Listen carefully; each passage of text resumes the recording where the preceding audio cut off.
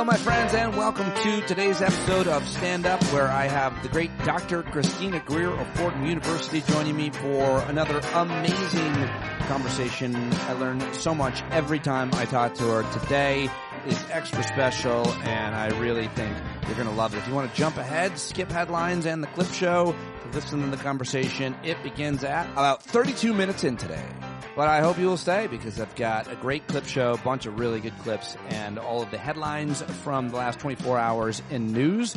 Hope to see you at tonight's Hangout. It is Thursday, and that means at 8 p.m. East, I'll be hosting a Hangout for anybody who is a paid subscriber and wants to join us, whether it's just to connect with other people, to make you feel less alone in your thoughts and in your life, or to learn, have fun, get other perspective. It's always awesome. So I hope to see you tonight at 8 p.m. East.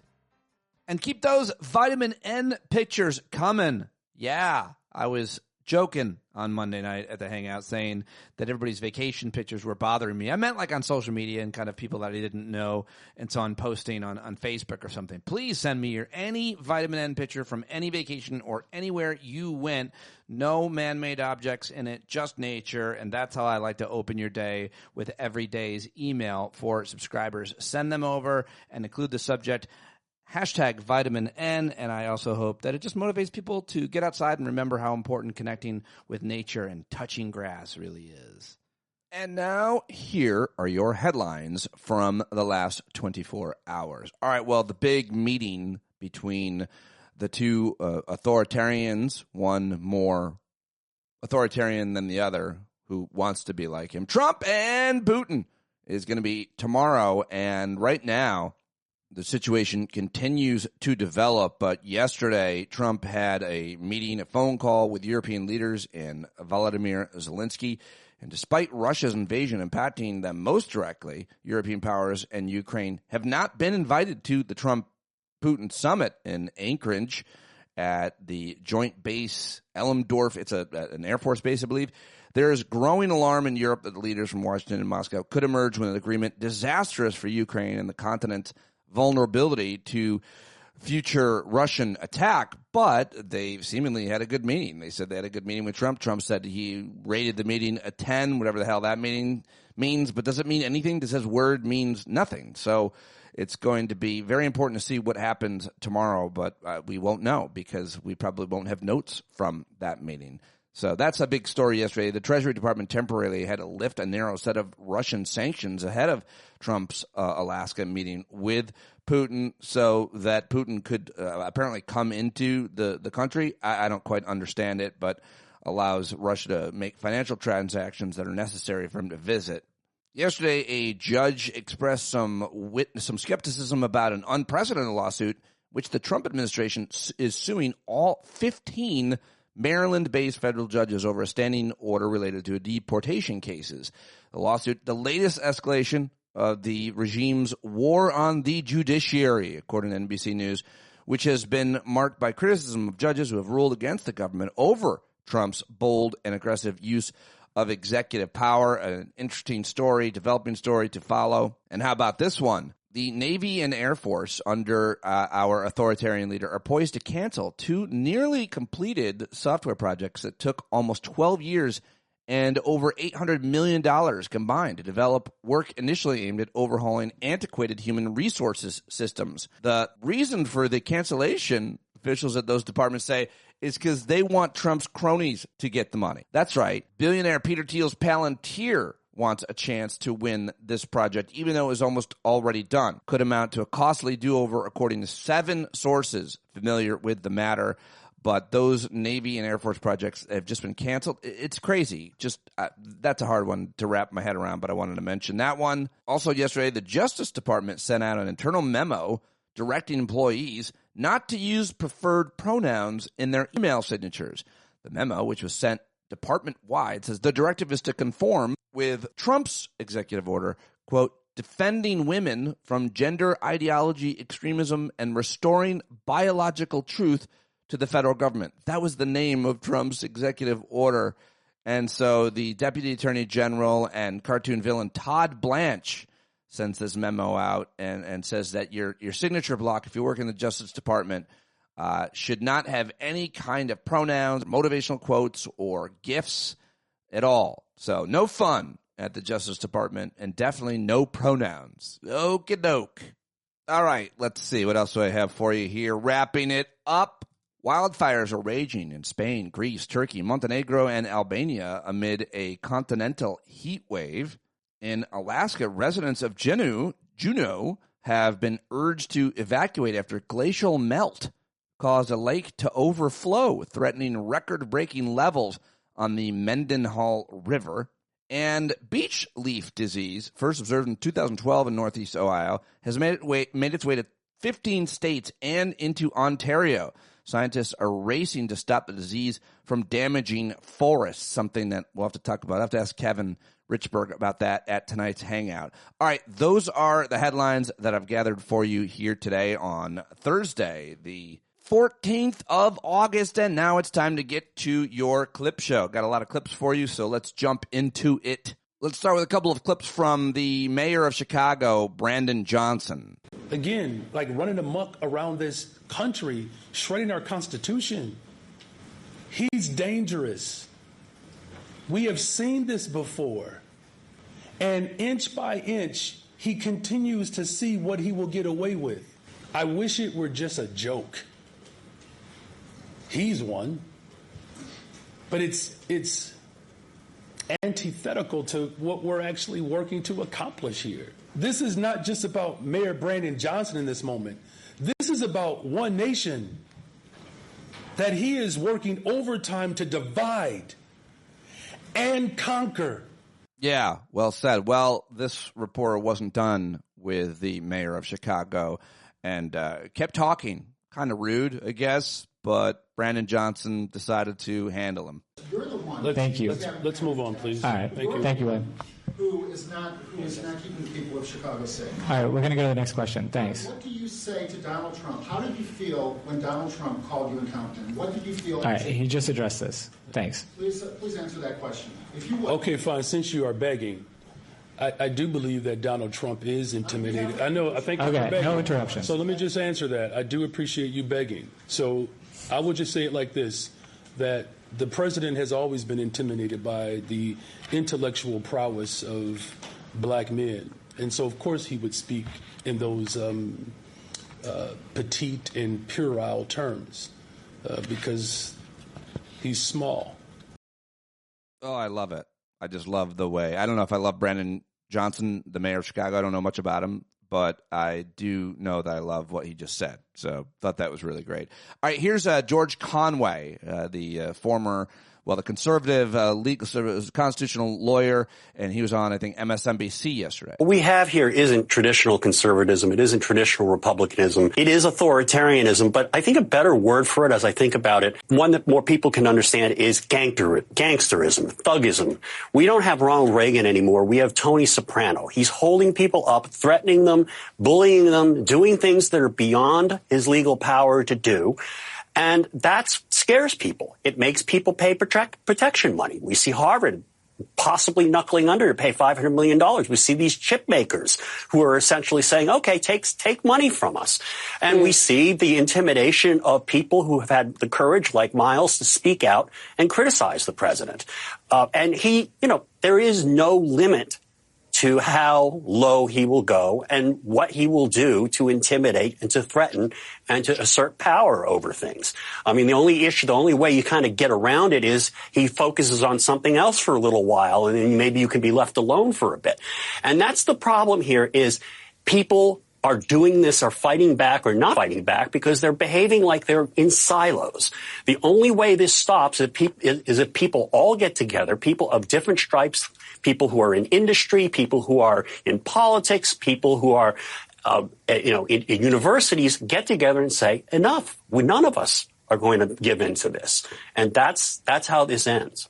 Yeah, I like it. I mean, I don't know if that's how this ends, but I like the word gangsterism. I think we should use that more. I'm going to try to. All right, I loved this from D.L. Hughley, who was talking to the guy at TMZ. I don't know how I found this one, but I love DL, and I thought this was great. I understand that you're hardline, and you say, look, if you supported him, I'm done with you. But if they genuinely have a change of heart, right? And why wouldn't you want to have more people on your side of the aisle? I think the one thing that's consistent with people that have changed their mind is there was an inherent selfishness they responded to. When something happened to them or somebody that looked like them or somebody they love, then they responded. Had it been happening to anybody else, they wouldn't have cared. So if your motivation is that, you have seen it damage people that you love, that's selfishness. And you voted in a very selfish way. So you're saying there's no room in politics, there's no room for forgiveness. What I've learned from Republicans is you draw your circles tight and keep it that way. The entire administration now is based on not proficiency, not professionalism, but loyalty. Loyalty. But to your point, that's Trump, right? And let's say he can't run again. So now you're just talking about whether someone is going to espouse the Republican platform or the Democrat platform, right? I don't think it's as simple as I was misled. I think you wanted to believe a thing. I think that you didn't care who it hurt as long as it wasn't you. And if it were brown and black people, all the more better for it. You know what's interesting? 2 weeks ago when I was on, 3 weeks ago I was on, you and I and Charles were talking about how Bill Maher was saying, the tariffs didn't hurt anybody and I drive down my street. 3 days later, the jobs report came out. And it talked about the people it hurt. Mm-hmm.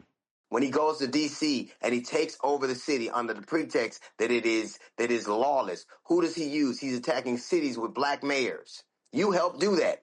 He's rounding up brown people. You helped do that. Why would I trust you again? If you can't see the obvious danger to yourself or to the people look around you, then you're ignorant, and why would I need to be around? I don't have to change your mind. Like Chuck D said something that I'll never forget. He said, if I can't change the people around me, I got to change the people around me. But let's go back 20, 30 years, right? I mean, there was a time where people changed their mind, right? There was a time when people could say, I thought this, but now I see things differently, and they would go back and forth. These people had 3 bites of the apple. 3 times. They saw him win an election. They saw what happened then. They saw him try to overthrow the government, and they still did it the 3rd time. Come on now. 3rd time's a charm. We're not talking about people. All those people, a great deal of those people made this mistake 3 times. Who the hell makes a mistake 3 times? When 3 times is on purpose. Yeah, D.L. Hughley has no forgiveness for people who have, quote, seen the light about who and what Trump really is. All right, speaking of light, here is Heather Cox Richardson. This is just the beginning of one of her videos that she posted yesterday, answering questions from listeners, viewers, and subscribers of hers. The always brilliant historian had this to say. The other big under-discussed thing happening in the administration right now is that Trump's mental deterioration is very obvious now. And if you have any doubts about that, I urge you to watch the press conference he gave yesterday, which was cuckoo for Cocoa Puffs. And that was him at his best. That was when they prepared him to go out in front of the cameras. And it is anybody who's dealt with people having mental deterioration issues will recognize what they're seeing. So there is, I think, worth watching a move to get as much power as they can under Trump for the next person in line. And I think it is worth watching that J.D. Vance has constantly been on vacation, trying to keep himself away from the Trump sphere, and that he is really pushing the Epstein story in a kind of knifing Trump way, which suggests he's trying to pick up Trump's MAGA voters, and that he will not be unhappy to ease Trump out of the picture. So those things are, I think, big right now. Yeah, all right. She thinks that he's losing it. I still don't. I think I'm in the minority on that, but I think he's as dumb and stupid as he's always been. But that's maybe just me.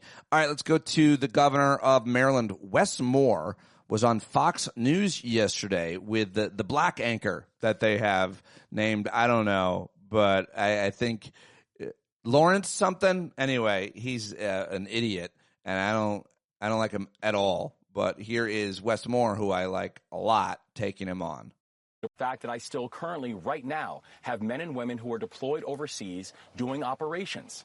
This is something that I take very seriously, particularly as someone who's worn the uniform. particularly as someone who's had to say goodbye to my family, particularly as someone who has had to trust the judgment of the commander-in-chief, knowing that the decision that they made was one that had not just the best interests of the national security in mind, but the best interests of me and my family. And so all I'm saying is this, is if we want to have a serious conversation about violent crime, we can have a serious conversation about violent crime. And I would love to be able to share the multitude of things that we are doing in the state of Maryland, where we are surging support for local law enforcement, surging support for predictive analytics and technologies, surging supports for community groups, and allowing more supports for the mayor and the county executive and the people on the ground doing the work. And we were able to receive some really encouraging and historic results in Baltimore and around the state of Maryland. And I never once had to mobilize the National Guard in order to accomplish those feats. Governor, it's a different war now. There's more brothers dying here in these cities than overseas. So isn't it fair to have them there? And it's Democrats that agree with this measure. Don't take my word for it. The local cop there, the police chief, agrees with this. The mayor of the city agrees with this. And it's because people that look like me and you are dying. No one needs to explain to me the pain that is taking place in so many communities. No one needs to explain to me the pain that is taking place in so many communities, urban, rural, and suburban, who are being besieged by this issue of gun violence, who's being besieged by this issue of chronically and generationally not feeling safe inside of your neighborhoods.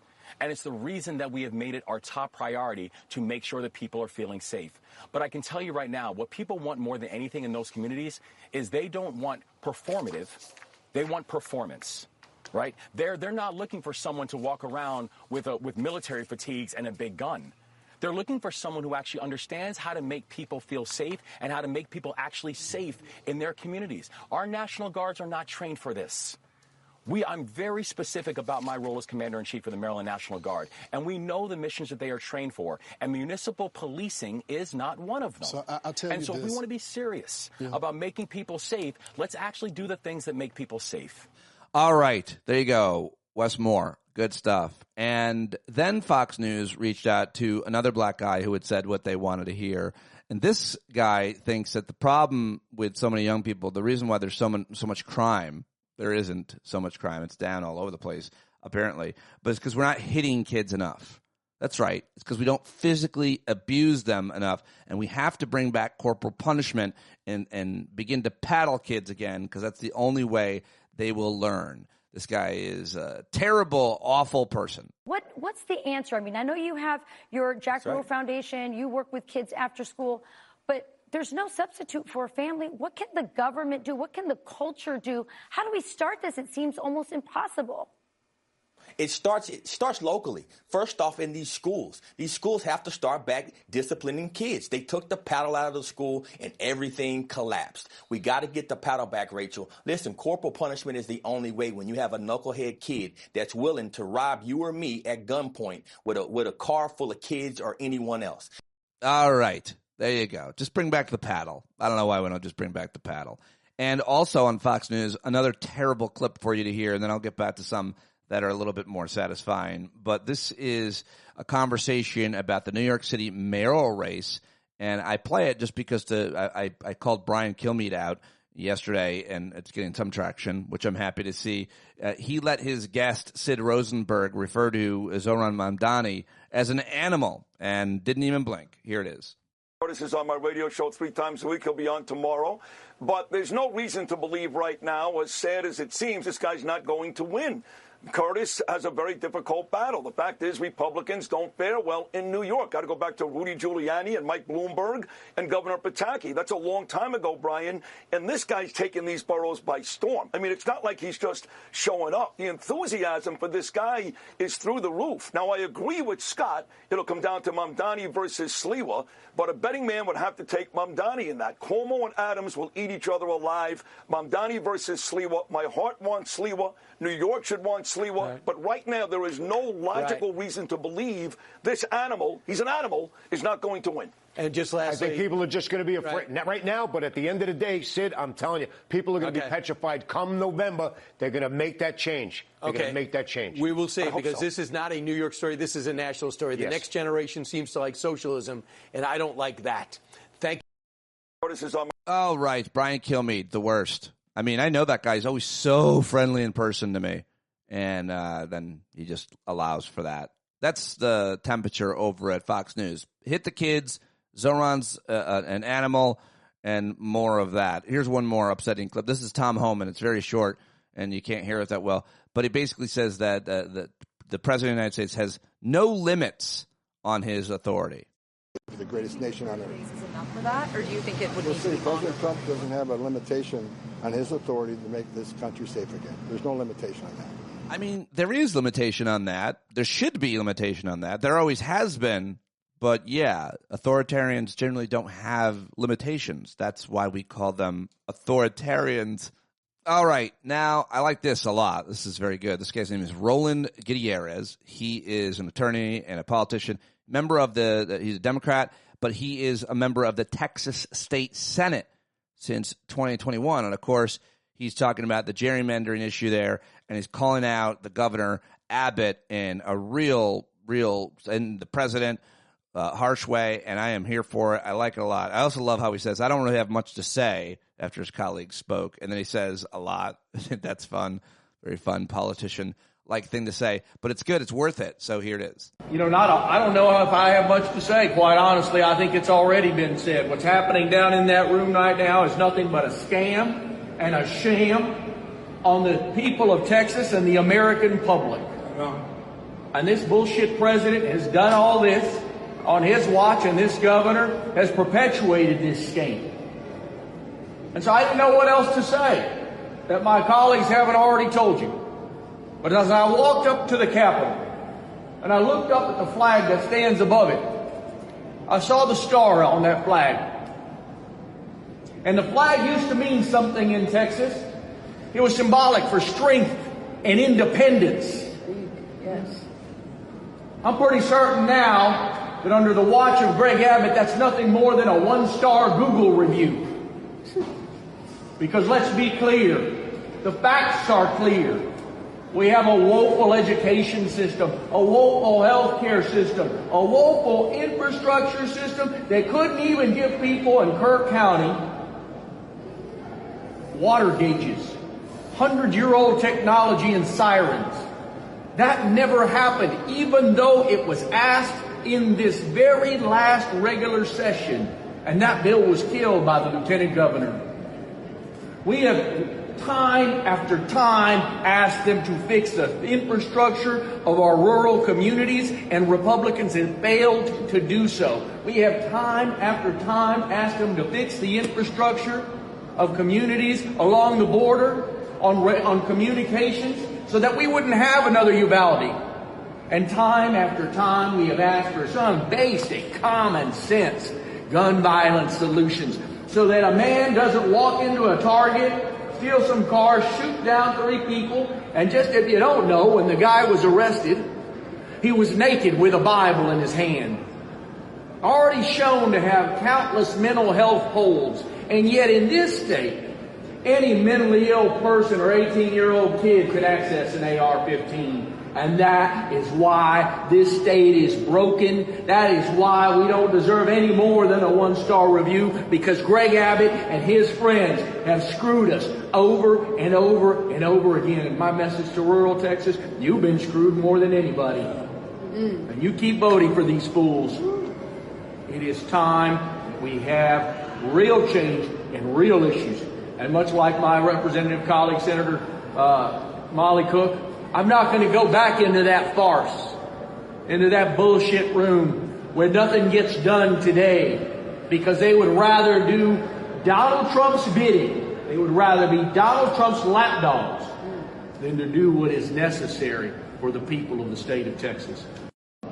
All right. Good stuff. I like that a lot. And now let's go to Mark Maron, who I think I played this clip already, but there's a little bit more in this version of it. This is him talking on Howie Mandel's podcast, I guess, comedian Howie Mandel, two comedians talking about the power or lack of power of comedy. And I love what Maron says here. And then after this clip, I'll play a little bit more from Mark Maron's new comedy special, which adds to it. Well, at this point, it's lazy and sloppy and hackneyed. You know, to be in a fucking club where, you know, I'm walking down the hall at the comedy club and, you know, in one room, someone's doing their bit about trans people. And then I get down the hall and there's someone on stage going, well, I guess I got to do my bit about trans people. Like, no, you don't. You don't. It's hack now. I mean, you know, you guys got the freedom you wanted. You can now say whatever you want. They're defeated. Their rights have been denied. The policies that you guys encouraged with your stupid material are now policy. And now, like, you know, half the people under the umbrella of anti-woke, we've lost a tremendous amount of democratic-leaning ideas and movements. So whether they knew it or not, that's what they were spearheading. So now it's reality, and you want to still keep kicking them? I don't know that the comedians have had that much power. Are you fucking out of your mind? No, I'm being serious. Joe Rogan. I'm not going to. No, go ahead. Go ahead. You know, you can't separate. Like, if the movement is like, you know, we're being censored. No, you're not. You're not. There's no constitutional censorship issue with your free speech. You say things, and in a democratic shit show of an environment, you know, like Twitter or whatever, there's cultural pushback, but that's a specific issue. To frame it as some sort of free speech problem was a misdirect. It wasn't. It wasn't a free speech problem. It was that people were getting cultural pushback. That is not a constitutional issue. No one was being put in jail for saying anything. That's a free speech issue. But my problem is you're going to start talking about anti-woke, and that's going to be your point of view. That's going to be your ideological, you know, grounding for what you do. Okay, that's fine. But why does it have to be the same four fucking things? You know, it's like they talk about the same shit. And I don't know a better definition of hack. I mean, after a certain point, it's like, you know, so what juice does the word retard really have? How much shit do you have to give trans people? You know, what is your big problem with gay people? What's your big problem with women? It's like, what is this, the fucking 80s again? Oh, I love it. I love it so much. And now here he is performing basically that bit, and it's real good. And this is from his brand new comedy special on HBO. I have peers, you know, people in my business who were single issue Republican voters, and their issue was you know, twofold. I mean, they were anti-woke, you know, against any policy or language that could help the vulnerable get a leg up, and God knows that makes sense. So, but they also were very worried about their free speech. They didn't want their free speech to be infringed upon, which it never was. I mean, they'd say things and there'd be cultural pushback, and they were like, that shouldn't be allowed. Ultimately, all they really wanted was to be able to say the R word with impunity. That was why they voted. But along with that, you know, comes the collapse of the federal government, the destabilization of the global economy, tens of thousands of people being deported to places they might not have even come from, the actual suppression of speech and rights of LGBTQ people and women, and the rise of authoritarianism. And sometimes I feel like asking them, was it worth it, you fucking retard? And I guess some of them would be like, yeah, it was, because now on our podcast we can bravely speak power to truth. Now that truth can no longer defend itself. Yeah, great stuff. Love that from Mark Maron. And now here is Seth Meyers last night with a closer look, just a little bit from his segment on the Late Show with Seth Meyers on NBC last night. The Trump administration is threatening to send National Guard troops to more cities after taking control of the D.C. police. For more on this, it's time for a closer look. Donald Trump's always laser focused on the important stuff. No, not inflation, not healthcare, not jobs. He's focused on giving himself an award. Since 1978, the Kennedy Center honors have been among the most prestigious awards in the performing arts. I wanted one. I was never able to get one. This year, it's true, actually. I would have taken it if they would have called me. I waited and waited and waited, and I said, the hell with it. I'll become chairman, and I'll give myself an honor. Maybe I'm going to honor, next year we'll honor Trump, okay? I like how everyone laughs at him, and then he says, well, it's true, actually. Second, he's definitely not joking about giving himself an award. This is a guy who made a fake Time magazine cover for himself to hang on his wall and repeatedly claimed that he won an award called Michigan Man of the Year, despite the fact that the state does not give out a Man of the Year award, and Trump has never lived in Michigan. I have no trouble believing that he gave himself a made-up award called the Kennedy Center Lifetime Achievement Nobel Prize EGOT Award for most everything. And the award will just be like a little golden statue of himself getting an award. Trump also announced that he'll be hosting the Kennedy Center Honors this year, despite claiming he didn't want to because, he has more important stuff to do. I've been asked to host. I said, I'm the president of the United States. Are you fools asking me to do that? Sir, you'll get much higher ratings. I said, I don't care. I'm president of the United States. I won't do it. They said, please. And then Susie Wells said to me, sir, I'd like you to host. I said, okay, Susie, I'll do it. Well, I think you deserve the award for Best Original Screenplay because that's definitely a fake conversation that did not happen. No part of that. You fools! You fools! They said, sir, we want you to host. And I said, you're fools. I'm so busy. And they said, the ratings will be huge because everyone loves you. And I said, that's true. And then I said, what'll I wear? And they said, don't worry, we'll make a special tuxedo that's big enough for your incredibly large penis. Their words. Their words. Not fools on that. They wised up. And I said, okay, if you say so. All right, good stuff from Seth Meyers, and good to have some laughs, as always. And the comedian's doing a great, great job at talking about everything that is happening. And that's why I do what I do. That's how I got into it. And I love it. So there you go. All right, now it's time to get to Dr. Christina Greer, who is one of our all-time favorites. And today, she does not disappoint, as she really never does. Of course, she is a professor at Fordham University and an author, and she hosts a couple of podcasts, and she has written a couple of books, most recently How to Build Democracy, from Fannie Lou Hamer and Barbara Jordan to Stacey Abrams, and she is one of my closest friends. I adore her. I think she's brilliant, and anytime I get the opportunity to talk to her, I love to be able to try to tape it, share it with you, which is exactly what I did right here. Go follow her on all the social media, go support her, and hopefully we'll see her at one of our hangouts soon because we love her. Here she is, one of our favorites. You can watch this on youtube.com/PDominic if you want. Let's do it right now with Dr. Christina Greer. There she is. There she is. I asked last week. Miss America? No, I wasn't going to say that. Did you have aspirations to be a beauty queen at any point in your life?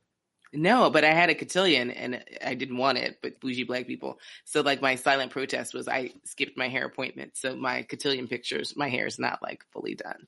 It's just sort of like. Why did you do that? You didn't want to, quote, look traditionally, formally, quote, beautiful for that celebration? Yeah, I didn't want to have a cotillion, but like I had to have a cotillion because my cousins had a cotillion, my sister had a cotillion.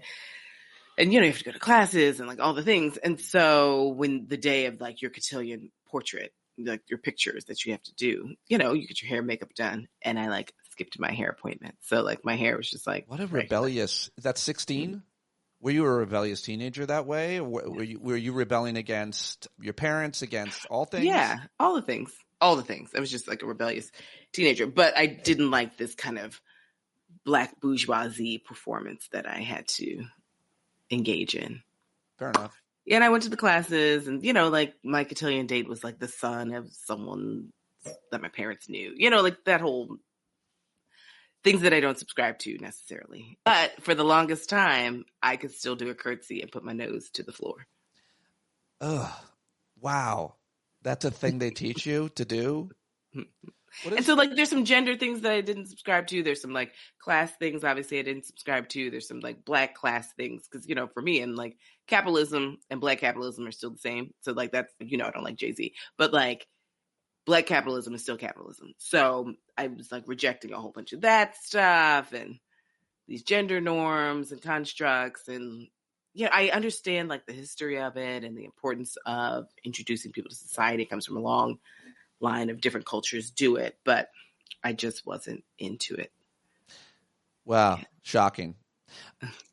Do you have any thoughts today? Today is... How do we have the most random conversations? We always do, but the other night at our hangout, which you've attended before, where I get listeners from the show, supporters of the show, join me, and we hang out twice a week, and it's awesome. Usually 50 or 60 people come. It's very kind of rejuvenating. It's a diverse group. It's an awesome group. But I said, who should we invite to join us? Who are your favorite guests? And everybody said you. You were there. You popped in impromptu. I invited you a couple months back, and it was such a fun time, and everybody wants you to join us again. Your family. Let me know. So. When do you guys record? We do it Mondays and Thursdays at 8 p.m. Almost every Monday and Thursday at 8 p.m. Oh. I host a Zoom hangout. I can swing by. Not this Thursday. I think I have to do TV. But if I don't, you let me know. Send me a text. We're sometimes there for 3 hours, so you can go as you please. Welcome back to the United States of America. What's behind you, by the way? Sorry. On that, I know, I'm like a squirrel. On the corkboard. That? Yeah. That's the potpourri of badges, of credentials throughout my career. I believe it brings me credibility for viewers. Okay. All right. Do you want me to pick one? Yeah. I mean, I didn't know if it was postcards because I was like, my postcards better be up there. This is my Walt Disney ID. I don't want to actually hold it up because I think it's got my Social Security on it. But. Oh, okay. Not Walt Disney. I'll text you my high school ID.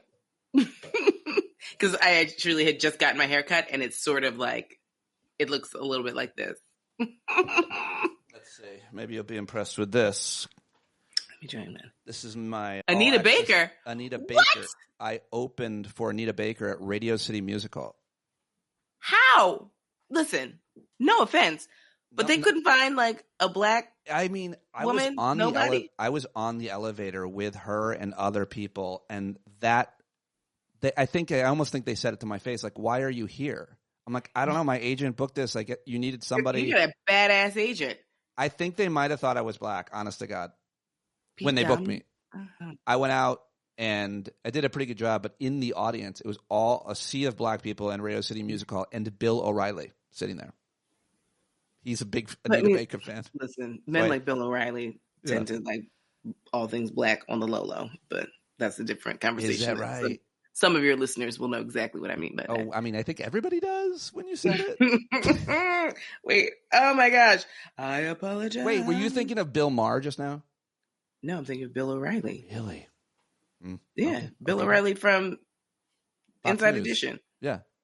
Yeah, he's Bill O'Reilly from Inside Edition. He's never going to be anybody other than Bill O'Reilly from Inside Edition. Like, whatever he does in life, I'm like, from Inside Edition? Yes. That's really funny. You were... Like, people are like locked in. He's locked in as Inside Edition. That's it. The No Spin Zone. You were across the pond. You were teaching for your second summer in a row? Yes. In England and then in London, and then you traveled. How long were you gone, and how was it? Oh, God, it was fantastic. I was gone for 6 weeks. I was teaching Fordham kids who were doing the summer program in urban politics class, and so we just meander around the city, and I have them do the final exam is a scavenger hunt, which is always so great. They go in teams of 2, and they have to take pictures in front of 36 different iconic things, and they have some wild cards where they show me what they're interested in, but like they've got to go to Brixton, which no one's been to Brixton. I'm like, it's like the black part of town. We got to go, to a patty place. So, I mean, just like having them do things that aren't just like Buckingham Palace and taking some like iconic photographs. And I was like, this is actually as much for like your memory book than it is for the exam. But then they have to sort of put together a collection of thoughts and a presentation. A lot of them really took to heart our conversations about accessibility. So like living in a city, older cities, New York, London, a lot of European cities just aren't accessible at all, right? Mm-hmm. So 2 steps and then wide open space is not accessible. Like it's still not accessible. So that was fantastic. And then our colleague, Danielle Moody, who you know, she's a dear friend. And so we had shenanigans and travel and went to Italy, and it was great. Oh, I didn't know you did all that with Danielle. That's great. Yeah. So a friend of mine told me about an island called Ischia. I should be telling people because then people are going to go. But it's the quiet island. Everyone goes to Capri, and this is where the Italians go, to Ischia. And so we were on the quiet part of the quiet island. Were you guys welcome there? Did you experience any bigotry or racism in East Europe? I never experienced racism in Europe. And I know that, some people are like, I hate Italy, I hate France. I don't know what it is, but folks love Chrissy Greer. So it was fine. It was great. People are actually, and it's like 2 Black women traveling. So they knew exactly who we were. Like the taxi cab driver was like, hey, my dad picked you up. Like, I mean, it's just sort of like, oh, that's hilarious. It's a tiny town and they know who we are. You'll pick up the 2 Black women. Right, basically. So we were literally walking through town. Someone's like, hi. So it's like, hi. It was like someone I had texted about a taxi cab service. And his son picked us up. And so he's like, I'm Giuseppe. And I was like, oh, but it's literally because we were 2 Black women. So yeah, it was lovely. My time away is always lovely. How long were you out of this country? And you just got back last week. So how is it sliding back in? I was gone 6 weeks. It's always nice to be gone. And I was telling you right before we came on, it's just like, I read the news. I still do the news and, I got to write op-eds and all the things. But being away, you just forget, your blood pressure is down. It's like you don't realize just how assaulted you feel by this administration and just the level of stress that they put you under from their bullshit and shenanigans. And it was like looking at someone across the street where it's like their yard's a mess. Like when I'm in London, I was like, their yard's a mess. They're loud. There's chaos, whatever. And now being back, I'm like, oh, wait, now I live in that house. I live in the house with the messy yard and the people screaming. And it's exhausting. And we're at month 6. When you're in London, just to be clear, you're looking back at the U.S. and it looks like a mess. And when you come back to the U.S., you're like, I'm in the mess now. I'm in the mess. Yeah. I'm of the mess. And I was telling my therapist just before I got on here, and she was like, do you feel like you're drowning? I was like, no, I never feel like I'm drowning. Slow down. I was like, but I do feel like I'm on a beach where it's like I'm trying to clean up the beach and I'm working with other people trying to clean up the beach. And there are people on the beach that are actively working against us, polluting the beach. I was like, so it just feels like a constant, it's our beach. You all don't own it. Yeah. It's our beach together. And so I'm trying to tend to this beach that some people are trying to destroy. Why don't you feel like you're drowning? Many of us do. I'm like, listen, this white man's not going to take me out. Settle down. I have a fortitude that is much stronger than him. Now I'm in a privileged position. I have, knock on wood, a steady job and, my family is healthy and you and I both have both of our parents. So I'm not sort of dealing with grief the way a lot of my friends are right now. So right now I'm just trying to keep it in perspective. It's no, I'm not drowning because there are things in my life that as of now are pretty settled. So I don't like the performance of drowning. Everyone's like, well, since everyone else is drowning, it's like, oh, I'm drowning too. It's like, I'm actually not. So let me be the person who's got a freaking life jacket that can throw you something if you need it. Because it's I don't, just because everyone else is saying they're drowning, it's I don't want to just be like, yeah, me too. It's no, I'm actually not right now. I'll let you know if I get that feeling. But right now I'm on the shore. So I'm trying to watch out for everybody who is drowning and help them out the best way I can. I'm not sure that we can continue with the drowning. Is it an analogy or metaphor? But when my dog passed away, when we had to put our dog down about 3 weeks ago, you showed up for me with a nice video, as you always do. And I wonder if that ever gets to be too much. I mean, I suppose you pick wisely when you're going to show up for people, but it seems like you show up for a lot of people for a lot of things. I wonder if that's if that ever gets heavy. Sometimes that gets heavy for me because I try to be like you. No, because it's to me, friendship gives me energy. Right. It doesn't deplete. That was a Donny Hathaway song, he's not heavy, he's my brother. No, so it's if you're going to open for Anita Baker, you need to do your homework and know some Donny Hathaway because she's part of the legacy. Didn't do it then, not going to do it now. She's you want to be a friend of the Negro. You got to know the whole history. It's not black music. It's music. It's American music. So Donny Hathaway is part of the Great American Songbook. Mm-hmm. So that being said, I have a lot of friends that I pour a lot into. Yeah. But it's like, but I feel like my friends pour a lot into me too. So it's like, I appreciate our conversations. I appreciate, we haven't hung out in a while, but like, when we had that fantastic time at Gatino when your daughters were down the road. And like, like that to me is just like, I savor a lot of energy so that I can dispel it and dispense it. But I feel like, I really do feel like friendships actually give me more energy than anything. But sometimes, yes, I love it. I love that answer. Sometimes it can sap energy. Certain people. There's certain people who can sap energy, and I've been slowly but surely moving away from them. Like, I don't feel like your dog dying and you being like, I love my dog. That to me isn't zapping energy. Right. Zapping energy is like, everything in the world is terrible and I can't do anything. Like, those are people who are like energy zappers, and I've like slowly but surely moved myself away from them. One more random before we get into some of the big news events. Today is International Left-Handers Day. I am a mostly left-handed person, and I wonder if you have any thought. You? Yep. Do you know that my now ex-husband, but he was the first person I ever dated who was a right-hander? I only dated left-handers like up until like my mid-20s. So do you have any kind of views or stereotypes? I love lefties. I love twins, and I love lefties. I don't know why. I just always gotten along with left-handed people. Like Michelle's with 2 L's. Like, just there's the certain types of people that I like. I love people from Detroit. I love people from Wisconsin. There's just certain people I've always like gravitated to. I love left-handed people. My grandfather was left-handed, but not naturally. It was because he broke his right arm as a kid. And they didn't have money to take him to a hospital, obviously. Oh my God. So he was like a left-hander. I went to Catholic school where they would like beat it out of people and like, tie their hands.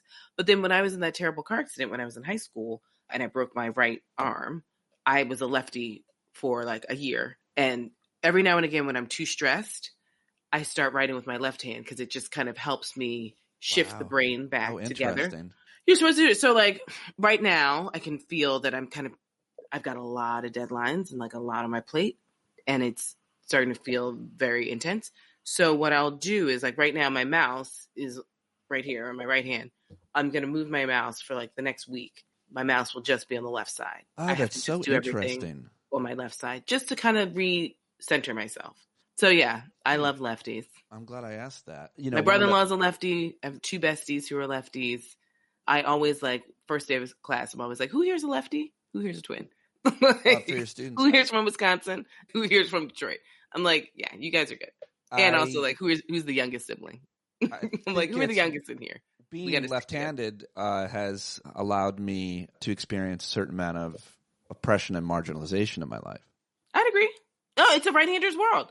Like refrigerators, like, everything. As kids, you remember as kids, it was always like the scissors, right? It's the desk. And the desks. The desks. Like, I mean, we still have them at Fordham now. We have these like little plastic rolling desks, but they're for righties.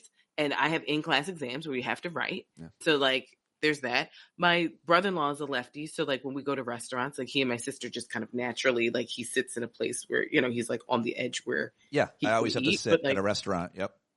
So it's like, just like little things that folks are cognizant of. But yeah, I always dated lefties, like all through like high school and college. Now I feel seen.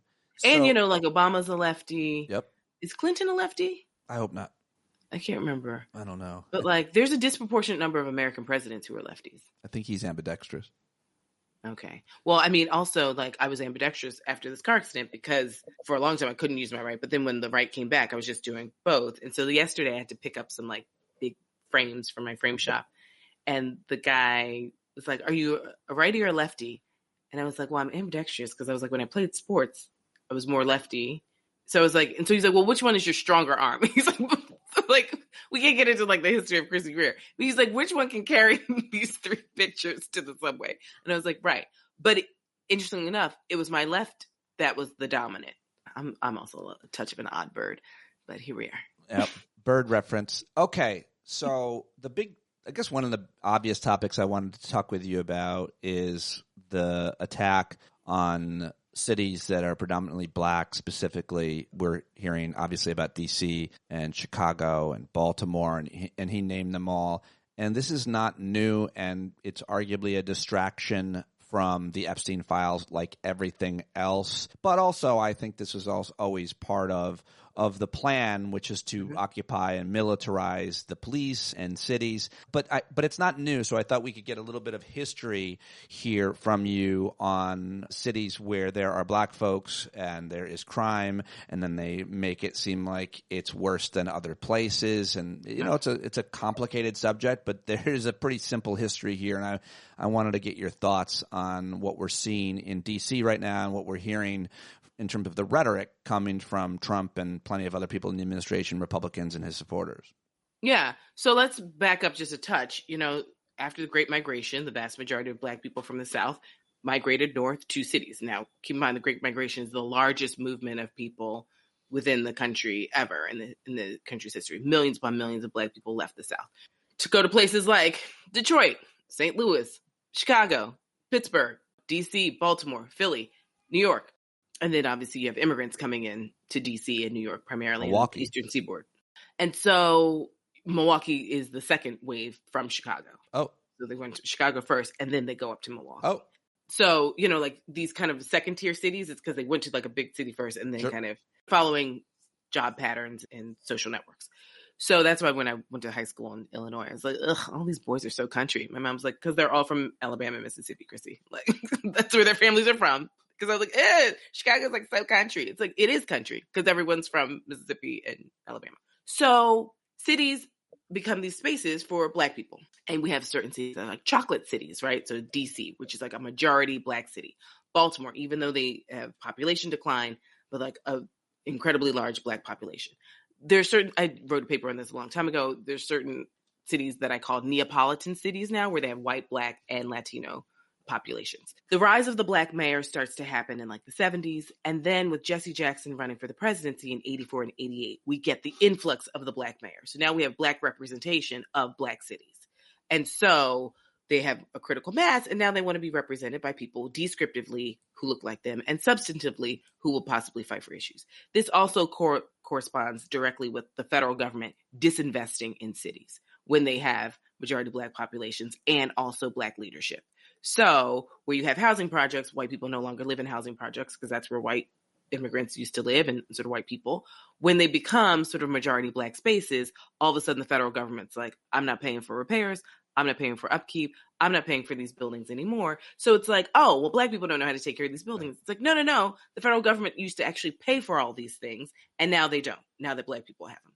Same with public schools. Ever since public schools became majority kids of color, I refuse to use the term majority minority. That makes no freaking sense. If we're minorities, then how are we in the majority? We're the majority. So it's like majority spaces of color, the federal disinvestment, statewide disinvestment in public schools. Now it's the rise of homeschooling, vouchers, parochial schools, spaces where white kids can then go and be free. Also, the history, obviously, of the private pool is when public pools became desegregated. This is where in the suburbs you get people now having their own pools. That was never a thing before. It was only when we desegregated public pools. So everything in this country is rooted in race and racism. And so we know that Donald Trump only views black people as like criminality and criminals. And so if you have majority black cities, it obviously must be filled with criminals. If they're led by black people, they obviously must be incompetent because his whole DEI fascination is if you're black, you don't deserve to be in this job because there's clearly a white person who should have that job. So when you can take a 4-star black general and say that he's not qualified and put in Hegseth, who's Drunky McDrunkerson with no qualifications, then we see how he views sort of blackness just equals unqualified, and then black people in mass equal criminals. So it's not surprising that he would start with the nation's capital, which does have a long history of like when Marion Barry became the first elected black mayor of Washington, D.C., federal disinvestment. They wanted to sort of implement home rule. They wanted to take over the city essentially. And they took a lot of the power away from the black mayor because he's the first black elected mayor. So this isn't surprising that he's naming cities that, and don't forget, cities do have crime issues, right? You have a vast, like a larger number of people. This isn't the suburbs. This isn't rural communities, but like it's a quantity conversation. Yeah. It's not a quality conversation. So it's like, how effectively are we using our police force? But also, are we getting the money to do the things that we need to do? We know, as Marion Barry told us, one of the greatest black mayors and one of the greatest mayors, I would argue, in the history of the nation. But if you give kids summer jobs, decreases crime, decreases teenage pregnancy, which also decreases STDs. It decreases truancy. It decreases vandalism. The list goes on and on. But then you all are defunding all the programs that would prevent future crime and future problems. So there are no after-school programs. There's no music programs. The art programs are gone. No murals, no public projects, no public works. So all these things. And then it's like people are committing more crime. And actually, they're not. They're actually not even committing more crime. So like you keep taking things away and folks are resilient and figuring out ways to survive in cities that are being disinvested in because of the federal government, because of budgets. We don't have money, but somehow we're assigning bombs to send overseas, literally. Our legislators are doing that. In his mind, he sees Black people, so it must be crime. In the same conference, your news conference, you're saying crime is up. The Negroes are running wild. But then you have someone say, well, because of the great work of our administration, crime is down. Girl, which one is it? He did say which that. Which one is it? Yeah. He Same press conference. But the thing is, when you have uneducated people, they don't care. The only thing I want to follow up just briefly, because that was an amazing explanation and history lesson. And that's why I'm a professor, Pete.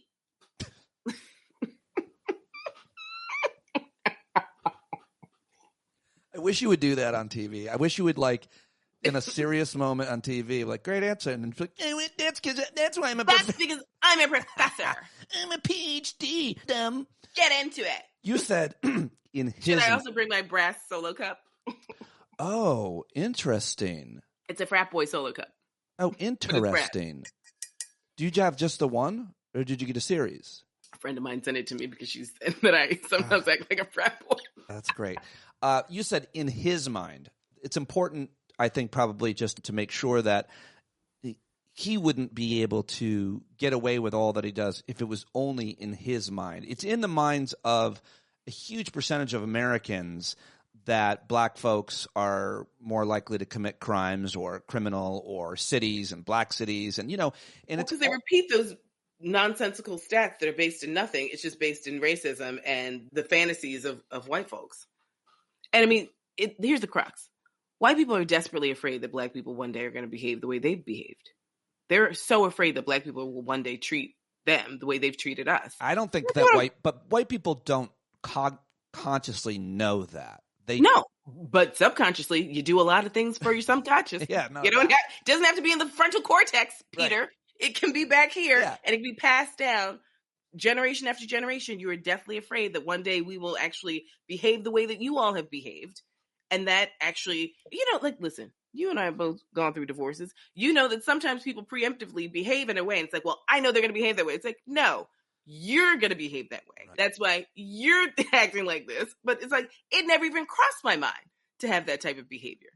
But you had it. And so, like, there are lots of people who behave that way. It's like, you're in a protectionist phase. And so you do something preemptively. And it's like the person that you do it to wasn't even thinking about you like that. I feel like one of the best examples of that exact behavior and cognitive, the way that people might think about it is guns. Like, all the guns for the white people, but let's not let the Black people get guns. There's a lot of history there in America. And to this day, I think, although Black people are more armed now than ever before, is my understanding.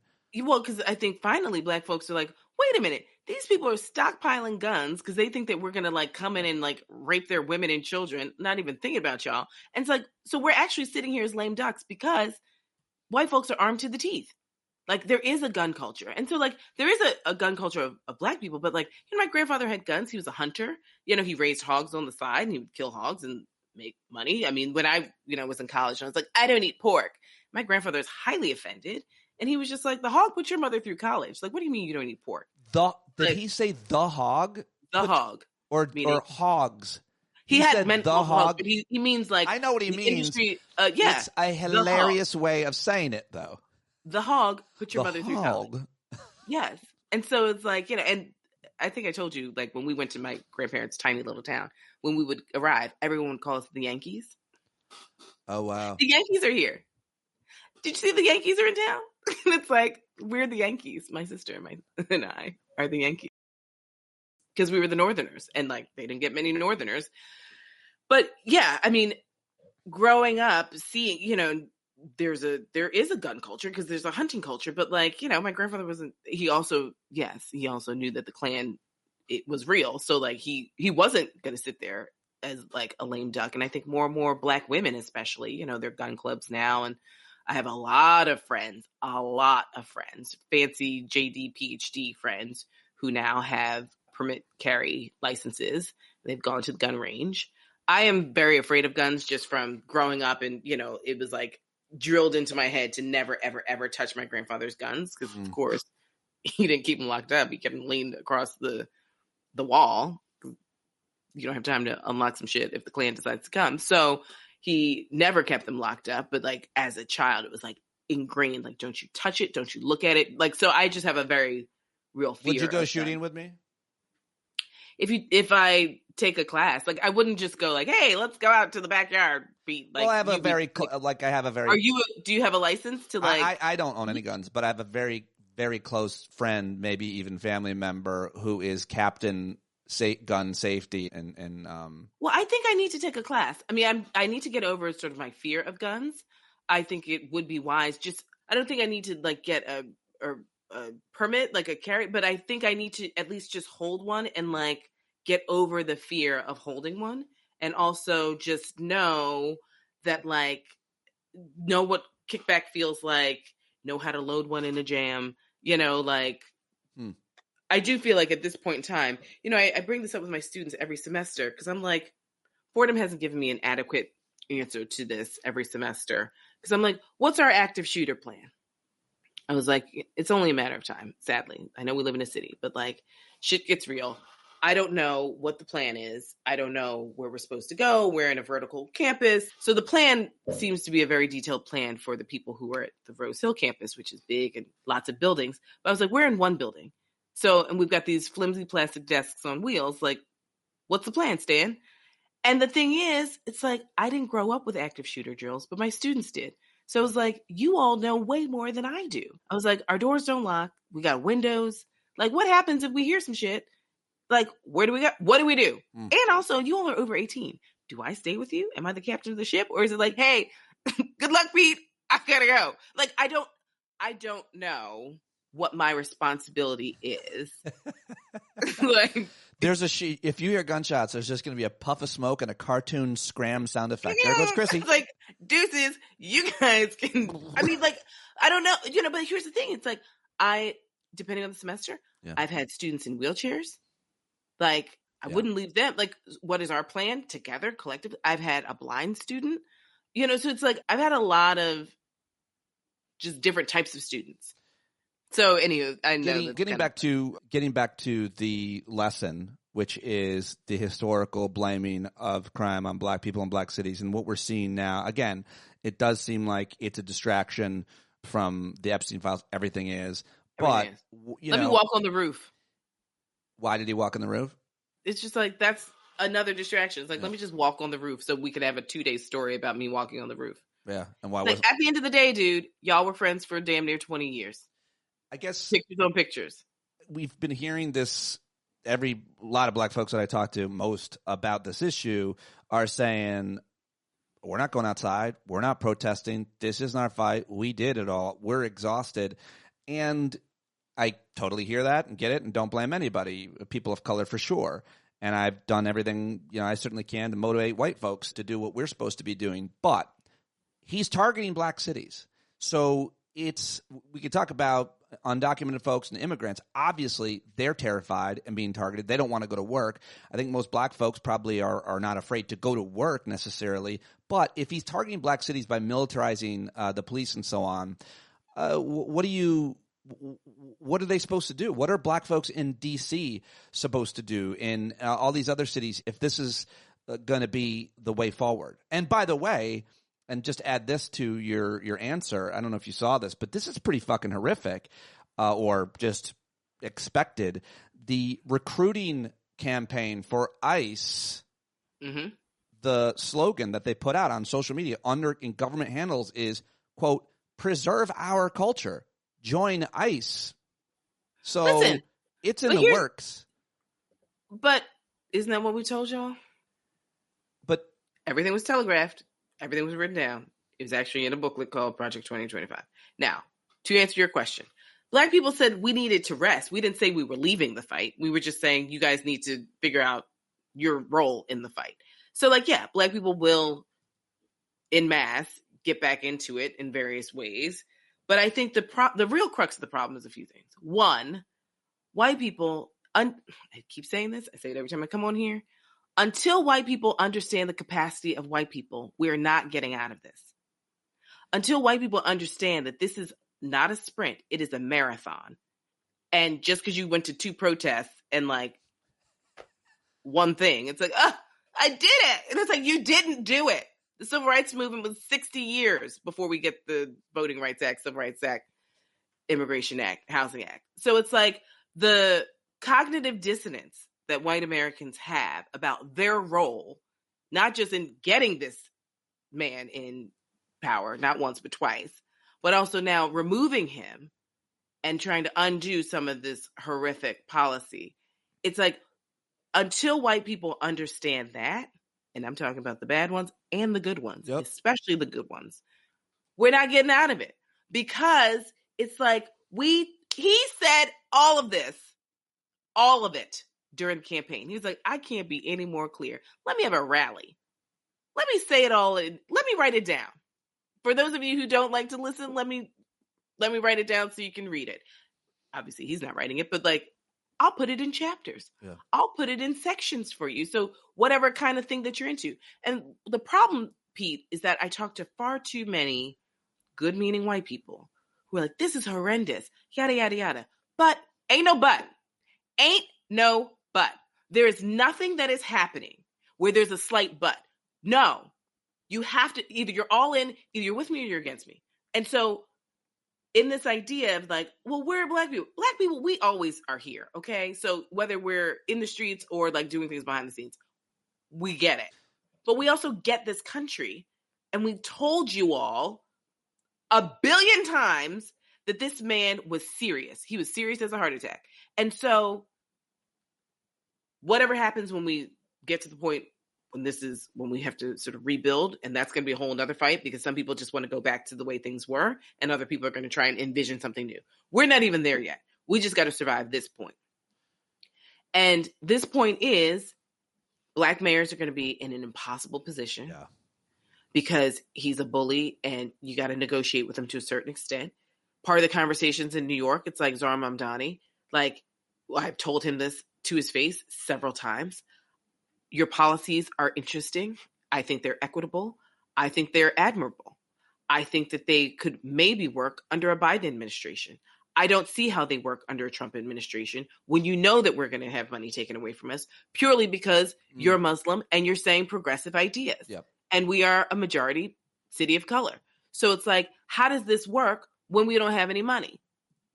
That's the answer that I have not yet gotten. And I think him working with Brad Lander, who is our controller, who ran against him for mayor, who I thought had a much more cogent answer about how we move around money to make sure that we can still operate the city.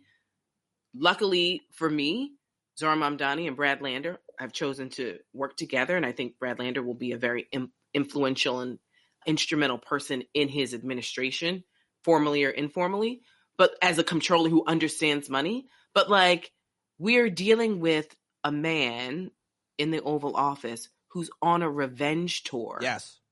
On America. Yes. And his glory days were 40 years ago when it was like white boy city. And he hates the fact that there's competition. He hates the fact that he sees women in position of power. He hates the fact that he sees men, Black men of color, people of color. Obama shows up in his dreams. He hates the fact that they're immigrants, even though he's employed them and underpaid them in all of his endeavors. And he's a con artist. And so, you cheat at everything. You have no taste in anything. And I think the biggest crime, emotionally for me, is that we have a president who's not even curious. You've had all the privilege in the world. You're not curious about anything. Oh, no, he's not. And as an educator, I'm like disgusted by that. Because like my job is to not just find out what you're interested in, but I have like 3.5 months to find out what you're interested in and then help direct you in the path so we can like have you follow said passion so you can flourish as a real individual, because that's the seed that's inside of you and that's the thing. Yeah. And I may see it at the end of the semester. I may see it in 3 years before you graduate. I may see it 10 years later when you send me a random email. I'm fine. Like, it's throwing out seeds. But this is a man who's not even emotionally or intellectually curious about anything or anyone beyond himself. He's not even curious about himself. He's just sitting there eating well-done steak with ketchup on it. Yes, I'm judging. So I'm like, but even that is a symbol, because it's like, for meat eaters out there, and I'm trying not to, my sister gets on me for like shaming people how they take their steak. But like a real beautiful piece of meat, a beautiful steak is like a marvel. Why would you cook it to death? Why would you cook it so that you take out all of the essence of it? I think you're getting a little bit too hung up on the steak and missing your larger point, which is he's not even curious about an eclectic, having a diverse palate. Like, I'm insecure about my palate, as you know, and you've been one of those people in my life that has expanded my horizons in all the ways. But like, I'm trying. Like, I'm insecure about the fact that I haven't. The goal is you're trying. That's the thing. He doesn't try. Right. He hasn't tried ever. Last question before you got to go. I know. What is your advice? It's always hard to be a Black American. It's really hard to be a Black leader. It's hard to get in that leadership position. What is your advice to Black mayors, Muriel Bowser in D.C. or Brandon, what's his name, Johnson in Chicago? Yeah. I don't know the guy's name, in Baltimore, or Black governors like Wes Moore or anybody. Like, how do you handle this based on what you just said about if the federal government is taking your resources away and making everything harder? Yeah. What is your advice to mayors of color or minority of any kind? Well, I think that there will be times where you have to compromise. I mean, that's just American democracy. But it depends on what areas are you compromising. Like, are you turning over the names of your own citizens? Or is it like, okay, I agree to like change the wording of some like something, you know? And it's like, but also, I mean, we're in the worst case scenario if you know, this parents who listen to your show will understand this book. If you give a mouse a cookie, right? It's a great children's book. All children's books are really good. Children's books are great because it's not for the kids, it's for the adults. But the book is, if you give a mouse a cookie, he'll ask for a glass of milk. If you give him a glass of milk, he'll ask for a straw. And then the book just goes on and on and on about all the things when you give him one cookie. And that's this administration. If you acquiesce in one little way, then it's like you turn into Columbia University and you're giving away the store. So I think it's a case-by-case basis. I think it really does depend on the money and the tax base. And like, every mayor has a different kind of level of autonomy. Some mayors are stronger just from the city charters than others. Good point. You know, like the New York City mayor, I mean, 97% of our budget is spoken for. But that budget, some of that money, a lot of that money comes from the federal government. And so this is why you see when mayors like cut libraries or whatever it is, it's like, because that's the only thing in the budget that they control. Like, everything else is pretty much locked in. But what happens when that locked in money starts to change? And so that's the conversation that it really does depend on a case by case. Yeah. I'm sure that mayors, you know, they have the mayor's conference. Bloomberg was very active in that when he was mayor of New York City. I'm sure that they've probably met already and they're meeting again, because there are different tiers of cities, right? There's tier 1s, tier 2s, tier 3s. And I'm not being disrespectful. It's just certain cities are much larger than others, right? Like Baton Rouge and New York City are not the same. Mm-hmm. So like, but the problems that a Baton Rouge city would face, especially being a coast, like in the Gulf Coast type area, are slightly different. And so I am hopeful that, you know, like when Tish James talks to people and she's like, attorneys general have been meeting, like, we ain't new to this. Like, we knew this man was coming through. Yep. So we met across, you know, the ones that are like-minded. And she's like, we've been meeting. Like, you all don't worry. We have our lawsuits locked and loaded. Like, we knew what they were going to try and we're figuring it out. So I'm hopeful that some mayors are actually thinking through. I think what we talk about on my podcast, FAQ NYC, is that because Cuomo and Adams and Sliwa and Jim Walden are such horrible foils and candidates compared to Mamdani, and they're missing the moment, they reek of yesterday, all these things. He doesn't really have, in a general election, a real challenger who's challenging him on some of these things. They're too busy mispronouncing his name, saying he went to Uganda to, you know, for his honeymoon. And it's like, why aren't you all, if you're serious, Andrew Cuomo, which you're not because you're distracted and just maniacal, but it's like, no, I actually do have some questions. I want to pin you down on what happens if the president all of a sudden says, mind you, Congress has the power of the purse, not the president, but they've abdicated their duty. It's written in the Constitution, Article. But what happens when the president just says that money that's supposed to go to New York City, stop it? And you know that Congress will do it. And so, like, what do we do if we can't make payroll? What do we do if our public schools aren't getting the money they need? We're already stretched to the limit because they're majority kids of color. So, like, what happens?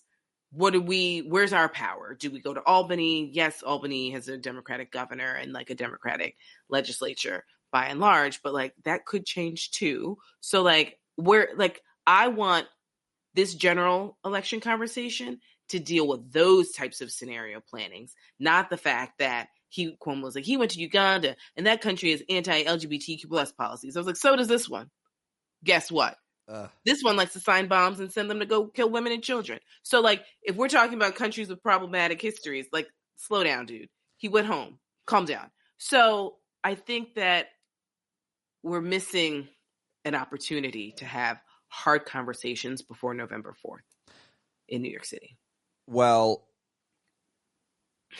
you're always invited to those conversations, or you should be invited to those conversations, and always invited here, and everybody that gets to be in conversation with you or learn from you is better for it. And in the live chat, Ben Alexander says, Chrissy Greer never misses, and she's dead on about steak too. Chrissy, I'll let you go. Thank you. I really appreciate your time, as always. I'm back. I'll hit you up so we can go. I'm going to go to the Botanic Garden. I'm back. Like, I feel like nature is the only thing that's going to keep me. You say that. I'll believe it when I see it. What? The Botanic Garden? No, you invited. Sorry. I'm a little slow. I'm still jet lagged. So, like, I'm doing all this on fumes here. We appreciate it. I'll let you go. Thank you. All right, sweets. Bye, audience. All right. Bye, love. See you. There she goes. All right, there you go. Chrissy Greer, always great. Love it so much. I hope you enjoyed it as much as I did. And those of you that were there live, thank you very much. And you can go say hi to her. Go say hi to her on the social media. Tell her thank you for joining us. And hopefully she'll join us at a hangout tonight or at sometime soon. Not tonight, I don't think. But I will see you tonight at our hangout, hopefully. So 8 p.m., see you there. John Carroll writes all the music and performs it for this here podcast. You can see him live on tour. Go download his new album at johncarroll.org. Take care of yourselves, and I hope to see you tonight. Okay, bye-bye. That's the time you gotta finally get up off of your knees. When you can't see the forest for the burning trees, you got to stand up. Hey, you've been sitting so long, you got the creaky knees, you got to stand up. Stand up. I think you're driving wheels with leaking grease. Boy, you better stand up. Stand up. Well, there's a whole lot more of us who know what's right. They'll keep right on ignoring us if we keep sitting tight. You got to open up the window to let in some light. You got to stand up. That's right. We got to rise up. You got to stand up. You got to stare the devil straight in the eye. We got to let him know it's his turn to go. See it clear when all you hear is a lie. Don't get up off of your butt, down off of your fence. Even if it ain't a very friendly audience, well, they'll begin to listen when you start making sense. And you stand up. Stand up. Point your rifle to defend your town. Just stand up. Stand up. You know they can't deny you what you're laying down. Boy, you better stand up. Stand up. Show your face of every color, yellow, black, red, and brown. She's the place where every lost child will finally be found. There's only one thing to do before we stand our ground, and that's stand up. Stand up. Well, the founding fathers saw a land for all. They had to stand up. They had to stand up. They had a keen imagination for a crystal ball, drawing all the plans of stand up. But all they had to go on was the time they were in, with other causes for laws, and since they weren't even sin, they knew that change was gonna come before the change could begin. They had to stand up. All right, they had to stand up. stand up. We gotta look the devil square in the eye. We gotta let him know it's his time to go and make it clear when all we hear is a lie. Why you lying awake wondering where the money all went? It'll be the cost of freedom never go unspent. You can see him flee the scene of that experiment if you stand up.